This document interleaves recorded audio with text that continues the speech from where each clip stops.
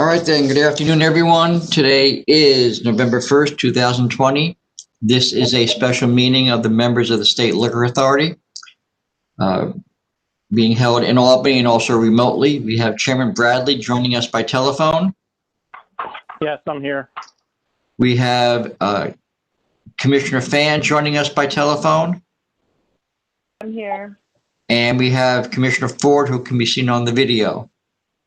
We have staff attending, our General Counsel Meyerhoff by video, Deputy Commissioner of Licensing Roberts by telephone, I'm here, thanks. and myself, Secretary Donahue, in the Albany offices. We have 5 items on today's calendar. There are all requests, from Council's office for summary orders of suspension.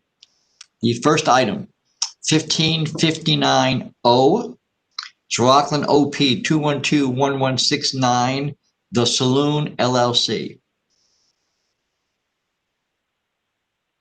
Good afternoon, members. This is Kayla O'Donnell on behalf of Council's office. Council's office is seeking an emergency summary order suspension for this licensee who has been found violating several of Governor Cuomo's executive orders. On Friday night, SLA investigators visited the licensed premises. They went to the bar and ordered 2 beers and were not required or even requested to purchase food to receive these beers. They also didn't observe any other patrons being required to order food with their alcoholic beverages in violation of Executive Order 202.52. During this visit, there were 60 to 65 people inside the licensed premises, with 20 to 25 of them standing at one time, not wearing face coverings and consuming beverages. The photos in the record before you depict some of these patrons. This is a violation of Executive Order 202.43. Investigators did not observe any of the 7 to 8 employees attempt to enforce any of the executive orders. Given these violations, the licensee has failed to properly supervise licensed premises. These executive orders were put in place to prevent further spread of a highly contagious and deadly virus. This licensee clearly can't be trusted to follow the law, even when its patrons and employees and their families' lives depend on it. As such, an immediate action in the form of an emergency order of summary suspension is required. Thank you. All right, with that, Commissioner Fan, do you have any questions? Ms. O'Donnell, when were they licensed? They've been licensed since April 28th, 2004, but there was a corporate change putting the 2 principals that are on, they became the 2 principals in 2017. In 2017, okay. And then do they have any first history since 2017? Yep, in October of 2018, there was a sale to minor, and then in December of 2018, there was another sale to minor. Okay. And what's the maximum occupancy?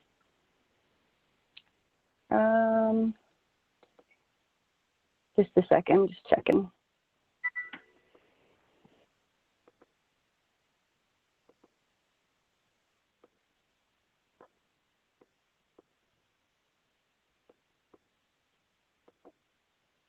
Okay, it is,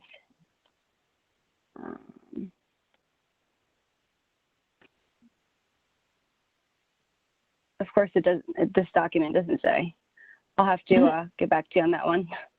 Okay, that's okay. Thank you very much. All right, Commissioner Ford, do you have any questions? No, I don't have any questions. Thank you. Chairman Bradley, do you have any questions? I have no questions. All right, with that, I'll call for the vote of the members. First, Commissioner Fan. Based on the evidence provided by Council O'Donnell and also pictures that were submitted in evidence, this location is creating imminent threat to public health, safety, and welfare. I'm voting to summarily suspend this license as a result. Commissioner Ford.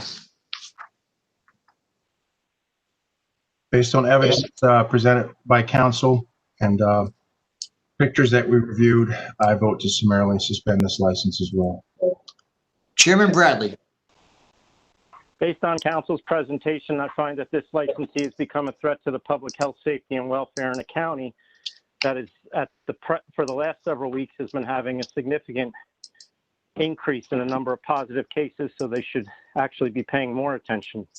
So I find that they're a threat to the public health, safety, and welfare, and they should be summarily suspended. All right, then the next item I have is item 1559P.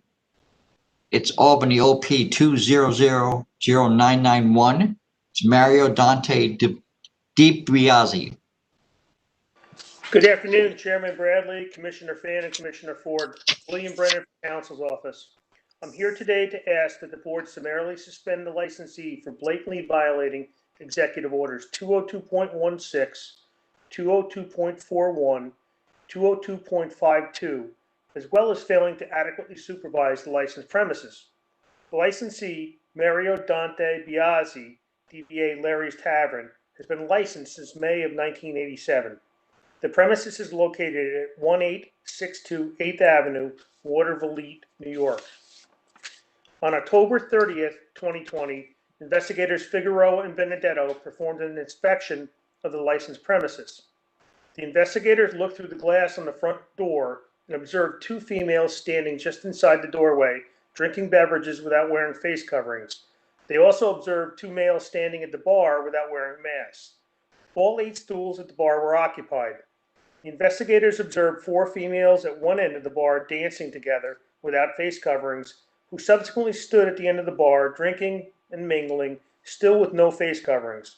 There was one male patron standing and talking with one of the female patrons without wearing a mask. The investigators counted a total of 17 patrons in the premises, and those patrons who were not seated at the 8 bar stools were all standing without face coverings consuming beverages. Investigator Figueroa purchased 2 cans of beer and was not required to purchase any food. In fact, the investigators didn't see any food on the bar or in any area of the premises. The bartender who served Figueroa was not wearing a face covering. Patrons were walking freely around the bar room, not wearing masks, with beverages in hand. After they exited the premises, the investigators attempted to call the licensee to discuss their observations so that the licensee would remedy them. The number in the authorities' records went unanswered, and no voicemail option was available. The investigators called 2 other numbers listed in the authorities' records. Both were out of service. Prior to their visit of October 30th, the investigators Benedetto and Figueroa performed an inspection of the licensed premises. This inspection was predicated by a complaint received by the authority that alleged that the licensee was operating in violation of the current EOs. The investigators did not observe any violations during their visit. The investigators disclosed and discussed the complaint with the licensee, who was present, and indicated he is operating the premises consistent with the current executive orders. This conversation took place on September 10th, 2020. Notwithstanding the disclosed visit by Benedetto and Figueroa, on October 30th, 2020, this licensee clearly operated the premises with little or no regard for the EOs and guidelines currently in place. The investigators' report and accompanying pictures show that the manner in which this licensee is conducting his business poses an immediate threat to his patrons, employees, and the general public. I respectfully request that the board issue an emergency order suspending this licensee. All right, Commissioner Fan, do you have any questions? No, I don't have any questions. Thank you. Commissioner Ford, do you have any questions? Yes, well, did you say when they were licensed? Yes, I did, sir. They were licensed since May of 1987. And any particular adverse history during that time since then? No, sir. No. And you said that the investigators were there, was it September 10th, and they did not notice they didn't note any other previous violations on that date? No, sir. They went to the licensed premises to conduct an inspection, but it was during the day as well, so it was early. They indicated there were only 3 patrons. However, they did have a discussion about the EOs and compliance with the licensee. And Yep. I bring that up only to show, not to show that he had any adverse history, but that he was clearly on notice of the EOs and what he needed to do. Got it. Thank you very much. No further questions. Chairman Bradley, do you have any questions? No, I have no questions. All right, with that, I'll call for the vote of the members. First, Commissioner Fan. Based on the evidence presented by counsel, it's clear that this premise is an imminent threat to public health, safety, and welfare. I am voting to summarily suspend this license. Commissioner Ford. I vote to summarily suspend for the same reasons. And Chairman Bradley. Based on counsel's representation, it's clear that this licensee has become a threat to the public health, safety, and welfare, and I vote to summarily suspend. All right, then the next item I have is 1559Q. It's King's OP 1156925. The licensee is Gateway Beer Garden, Inc. Good afternoon. This is Margarita Marsico on behalf of Counsel's Office, requesting that the members issue an order of summary suspension as to Gateway. The NYPD SLA task force was driving around the area on November 1st at about 12:55 in the morning. They had some previous interactions with Gateway, so they stopped. They saw that the windows had been covered with garbage bags that they had not noted. This caused them to inquire further. One of the police officers went to the window and heard some music and heard voices. They went to the back. They were not able to gain entry. Then they noticed a hatch door on the sidewalk near the front door that was open after trying to knock and no one coming to the front door. They did notice that after they knocked, everything went quiet. There was no further music or voices being heard. They went into the hatch. They got into the premise. The premise was darkened. Clearly, the people inside were trying to hide. They discovered the 14 people inside the main room. There was liquor there. They spoke to an individual who claimed to be in charge. His name was Patrick Sucra. He is not on the liquor license. Mr. Sucra said that an unidentified friend, he refused to identify the name, had loaned him the use of the premise for the purpose of celebrating his birthday. And in fact, it was his birthday because they obtained his driver's license and his birthday was November 1st. So he said that his friend was gonna, shut the door after they were finished with their birthday party. The investigators noted that at least 2 people were quite intoxicated, including the birthday boy, Mr. Sucra. They also observed fireworks on the table. I guess that they were going to use this for the birthday party. The non-COVID maximum capacity for the premise is 49. So 25% of that would be 12. So per the investigators' count, there were 15 people. There were 14 people aside from the man celebrating his birthday. In addition, the investigators observed a myriad of other fire life safety violations. The man, Mr. Sucra, was not wearing a mask. There were also missing switch plate covers. The fire extinguisher had not been inspected. The extension cord was being used as permanent wiring. There was an obstructed fire extinguisher. There was no certificate of occupancy posted. There was this other sign, which you saw a photograph of in the report, indicating that the maximum was 49. This premise has an extensive adverse history. They've paid almost $40,000 in fines in the past. There have been 33 disciplinary cases brought against them and just 13 since 2018. A lot of them involve fire life safety violations, the fact that they don't serve food. There also was, incidentally, there was no food being served when the investigators went on November 1st.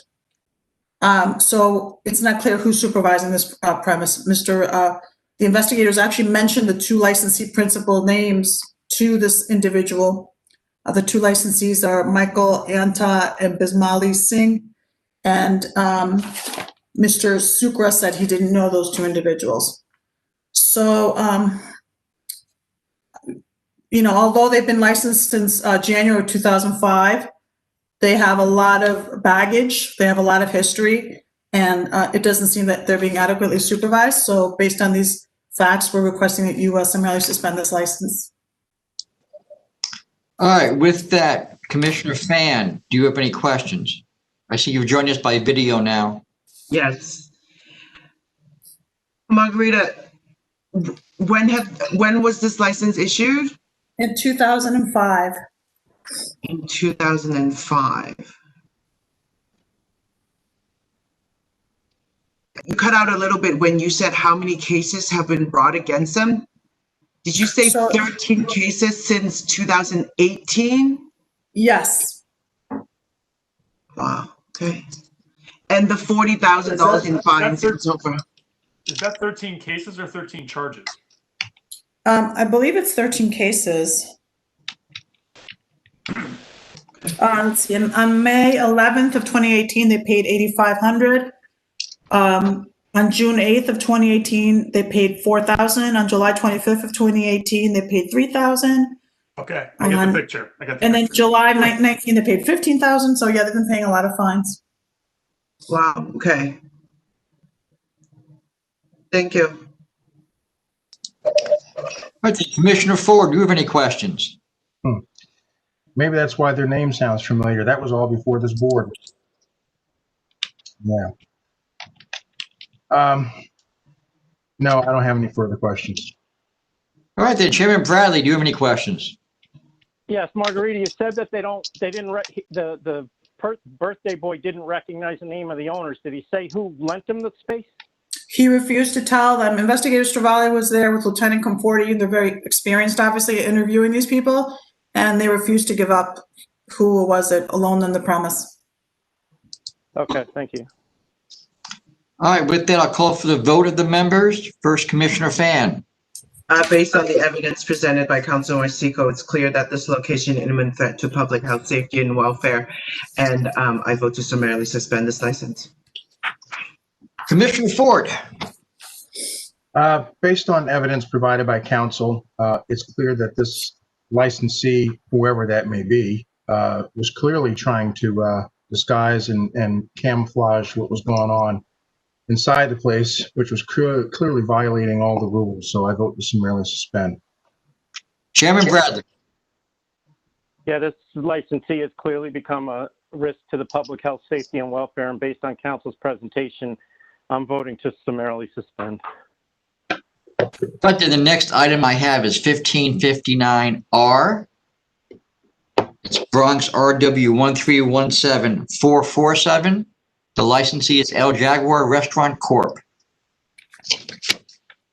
Good afternoon, members. Robert Buckley for Council's Office. Members, you approved this license on October 23rd, 2019, but with stipulations of no DJs or promoters, security if needed on weekends, and 1 a.m. closing. Thereafter, the license was issued as a restaurant selling just beer and wine, maximum capacity of 74 persons with 56 seatings at tables. This license was issued on October 30th, 2019. Exactly 1 year later, this past Friday, October 30th, 2020, the premises were the subject of a SLA NYPD COVID task force inspection. Last Friday evening was unseasonably chilly and rainy, so not unexpectedly, when the task force went to the premises, there was a tarp over the outdoor area. A roll down gate was closed. The exterior seemed to be dark, and a front door was locked because the team saw a person have to knock on the door to gain entry. So once that person entered, the task force then entered. Also, the premises appeared to be dark inside, giving all indication it was not open, but for music being heard from the outside. When the task force did in fact enter, they encountered a security guard, Sean Boykins, who was not wearing a face covering. Then in the interior of the premises, as I'm sure you can see from the report and the photographs, the premises appear to be operating as a bar or nightclub as opposed to a restaurant, which the license was supposed to be. There were people standing at the bar drinking beer. There were people dancing, which is in the licensee's method of operation. It said it would not have dancing. It said it only have recorded music and karaoke But again, members, you declined to allow them to have DJs. There was no DJs on this occasion. There was no social distancing among the patronage, no social distancing among the tables inside the location. The photographs do show some persons sitting at tables, but that has every appearance that people are just sitting down, drinking, perhaps watching other people as opposed to eating, because the licensee was asked to produce food service records and records of liquor and beer purchases. The licensee, the sole principal, is Candida Gomez Castro. She claimed not to understand English, so her son, Mr. Garcia, interpreted for her. But there was no explanation why the premises was operating, again, as a nightclub or bars as opposed to a restaurant. And even more importantly, the premises was in violation of Executive Order 202.61, which allowed indoor dining, but with certain conditions. In this case, Investigator Stravali took count of the patronage and found there were 50 patrons. Again, the premises has no certificate of occupancy at this location, so they allowed a maximum of 25% of 74, which would be only 18 persons. And even with that, the location made no attempts to decrease the patronage until the police ordered the licensee to do so. As well, there was bottles of liquor on a cabinet, bottles of Jameson, Jack Daniels, Maker's Mark, Bacardi rum, and another cabinet, there were 2 bottles of Hennessy Hennessy cognac.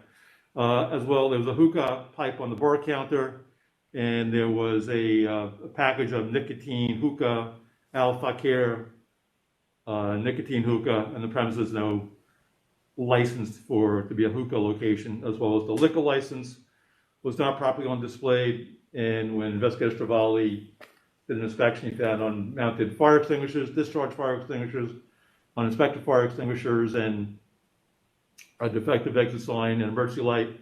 And lastly, the aforementioned Mr. Boykin's security guard was not appropriately licensed. On September 11, 2020, the State Liquor Authority placed on its website the interim guidance for New York City indoor food services with a link to Executive Order 202.61 and the guidelines. So not only did the licensee not comply with the guidelines in terms of capacity, as well as, again, they were there from 11:35 to about 12:15. So at 12 a.m., 12 midnight, the premises would not permit her to serve any longer as well. And none of the other guidelines would appear to be in comply with in terms of contact tracing, temperature taking records of those items, et cetera.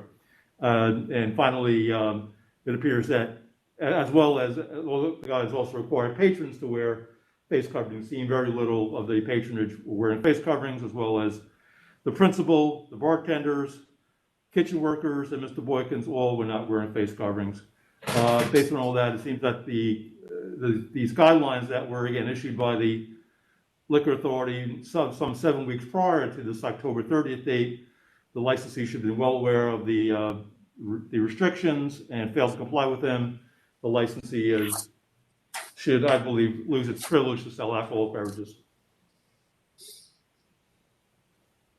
There's one more thing. There's no adverse history. Again, it's only been licensed for about 1 year.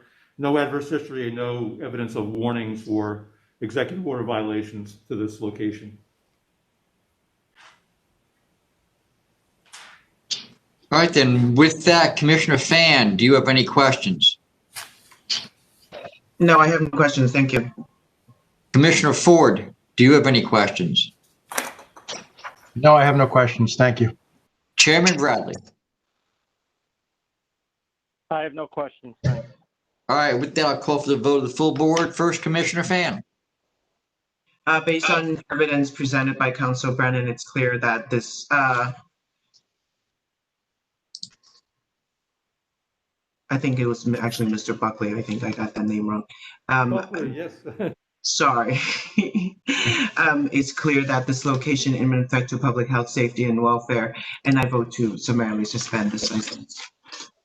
Commissioner Ford.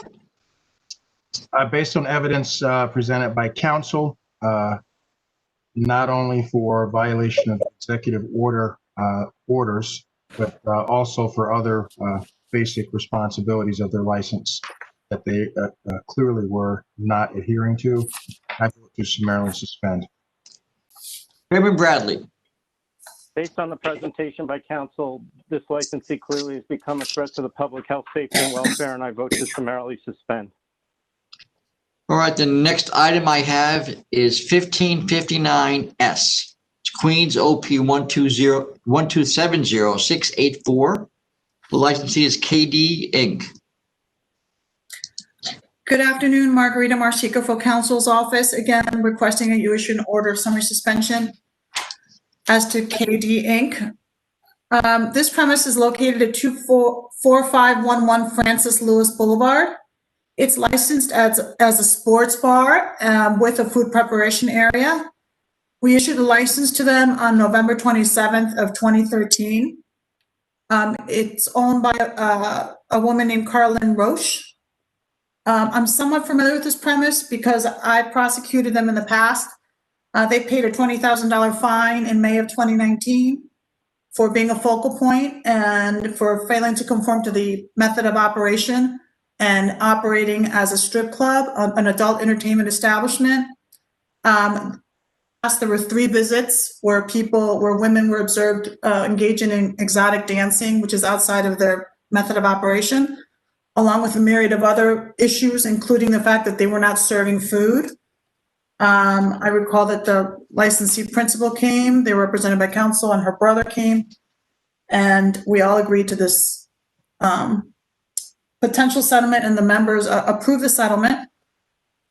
And, I was hoping they had a clear understanding that they had to stop doing this, but apparently they've continued to do it even during the pandemic. This last journey with this place started when we got another complaint alleging that they're, engaging in exotic dancing, that they're not social distancing, that they're having large crowds into the early morning hours. As you see from the report, social media pictures, very clear color photos were provided to us. Investigator Stravali went to the premise on August 27th and actually showed the pictures to the licensee principal, who acknowledged to the investigator that it was true that they had this party in the backyard and that they didn't understand, with regard to the social distancing implications, and that they would stop engaging in that behavior. He also made a lot of notes to them.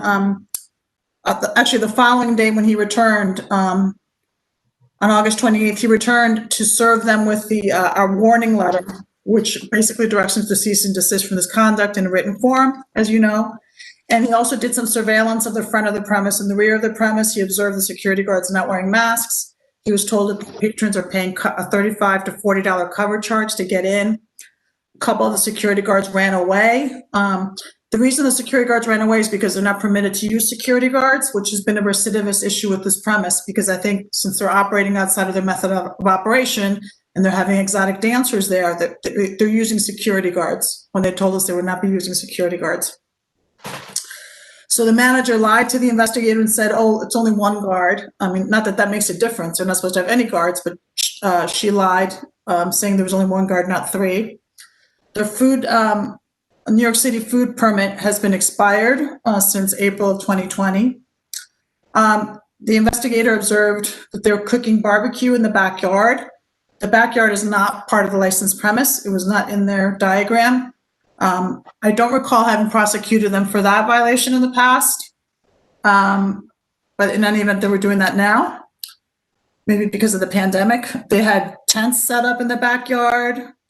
The investigator saw curtains hung that were not flame-proofed. They were using extension cords in the backyard. There was an exit sign which was in the wrong color. They were using hookah in the backyard. They were illegally warehousing liquor in the basement when they told us in their establishment questionnaire they would not be using the basement for anything. So Investigator Stravali took the time to warn the licensee agents. the typical thing that the investigators tell. He tried to educate them and tell them to cease and desist with the hookah and violating the executive orders. So he went back on October 29th at 11:55 p.m. This time he went inside the premise, and you saw the pictures there. I don't need to elaborate. The women dancing. There's hookah being served. 7 employees were not wearing face masks again. They were exceeding their maximum occupancy. They're supposed to only have 10 people inside based on the COVID rules because their 40-person maximum is for non-COVID, so 25% of that would be 10. And the investigator said he saw 30 plus patrons, and that's clear from the photographs he took that there were a lot of patrons inside. There were no records of food service. It doesn't seem that they ever intend on ever serving food there inside. There was money on the floor, which is indicative of the exotic dancing. There was no sit-down seating inside there at all. There were no books and records. There were additional fire life safety violations inside. So they failed to conform to the method of operation. Again, recidivist behavior, dancing, using a manager when the principal said that they would be managing, using security guards. Now, they didn't have an elevated stage before they were using sort of like in the past, when we prosecuted them, they were using like a pole that would roll in and out. So I guess they would hide it that way. But I guess now they've got more brazen because the investigator said he saw an elevated stage opposite the bar. So maybe they think because they paid a hefty fine, we're not going to, follow up and investigate them anymore. But that's clearly not the case. So, I think this licensee's had, the opportunity to clean up their act, and they clearly only want to operate illegally on many fronts, violate their license restrictions, and then also violate the governor's orders. So for all these reasons, we're requesting that you summarily suspend them. All right, with that, Commissioner Fan, do you have any questions?